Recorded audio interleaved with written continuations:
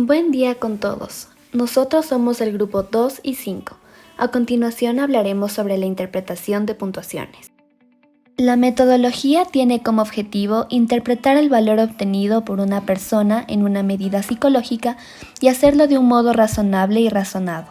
Exige no solo conocer con cierto detalle las características técnicas del instrumento que es empleado, sino también conocer el constructo al que se hace referencia y entender cómo éste se estructura y se aplica en un marco teórico que tiene sentido, a la vez en un marco disciplinario concreto, ya sea educacional, clínico o de cualquier otro tipo. Tenemos dos métodos para transformar a puntuaciones derivadas. En primer lugar, las puntuaciones estándar. Se parte de la utilización de puntaje Z, teniendo la media y desviación estándar de un conjunto de datos. Se puede transformar de puntuación natural a puntaje Z. También se puede transformar en puntaje Z cualquier puntuación individual.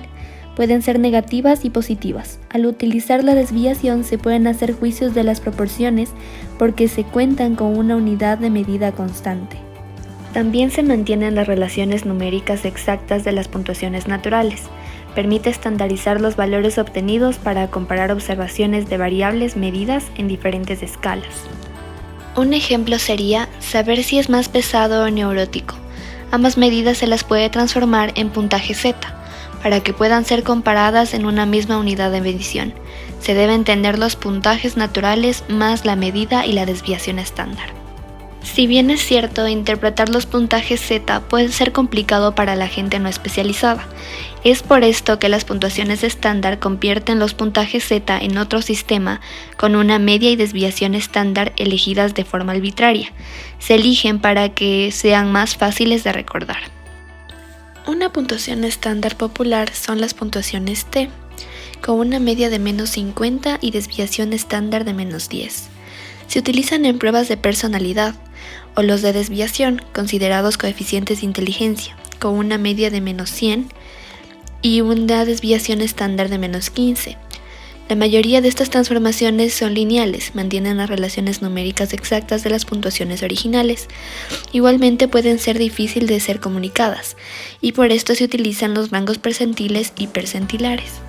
El rango percentilar es el porcentaje de casos en el grupo normativo que están por debajo de una determinada puntuación natural. Por ejemplo, si en la escala de autoinculpación la puntuación natural es de 10, equivale a un rango percentilar de 25 al 25% de los casos del grupo normativo que tuvieron un puntaje natural menor a 10. El rango percentil es un punto de escala por debajo del cual se ubica un porcentaje específico de casos. La diferencia entre percentil y rango percentilar es que el percentil se empieza con un determinado porcentaje y luego se busca la puntuación natural correspondiente a este punto, mientras que el rango percentilar se inicia con una puntuación natural determinada y luego se halla el porcentaje de casos que se encuentran por debajo de esa puntuación.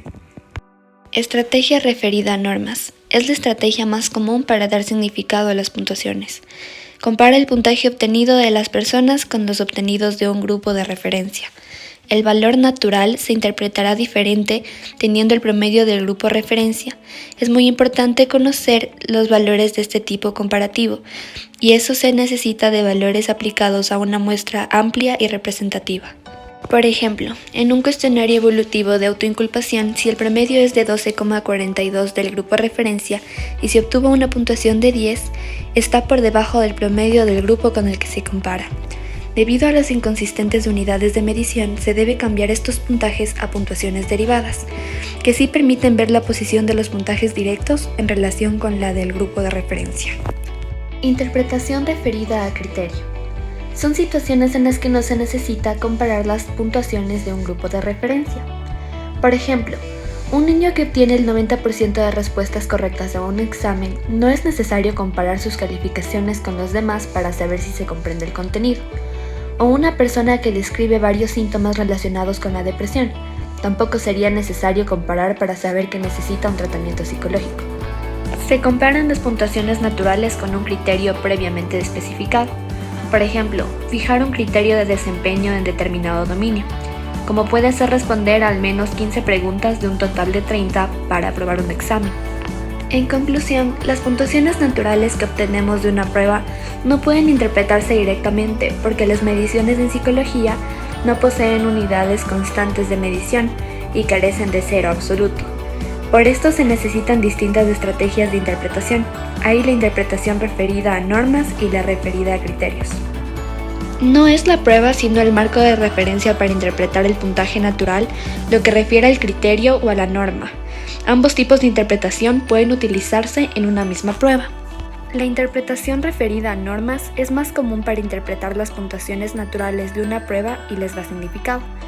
Consiste en comparar el puntaje obtenido por el individuo con los obtenidos por el grupo de referencia. Se debe transformar los puntajes originales en puntuaciones derivadas, que indican la posición relativa de los puntajes directos, individuales, en relación con el grupo de referencia. Existen dos métodos de transformación: las puntuaciones estándar y los rasgos percentinales y percentiles. Los percentiles son más fáciles de interpretar y comunicar, pero alteran la distribución original de las puntuaciones naturales. Por su parte, las puntuaciones estándar respetan la distribución original de las puntuaciones naturales, pero son más difíciles de comunicar para un público no especializado. Por este motivo, es habitual que se utilicen los percentiles con fin de uso profesional y las puntuaciones estándar sean más comunes en contextos de investigación. Por último, las interpretaciones referidas a criterio, en vez de comparar el puntaje del sujeto con el grupo de referencia, analiza la posición absoluta del individuo con respecto a un dominio de conductas previamente definido. Este método de interpretación es útil para medir cambios en los individuos, diferencias interindividuales observadas como efecto de una investigación clínica o educativa. Resulta una interpretación adecuada que da diagnóstico y evaluación con eficacia de intervenciones psicológicas.